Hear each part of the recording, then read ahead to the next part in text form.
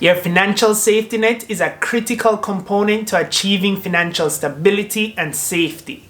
What is this safety net we speak of? It is fundamentally a portfolio of measures used to reduce risk and help protect you and your family's financial well-being in the case of unexpected circumstances. Having enough funds to deal with unforeseeable circumstances can be the difference between financial success and an unfavorable money situation that can have long-term negative impacts.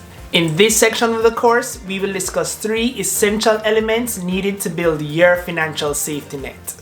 1. An emergency fund.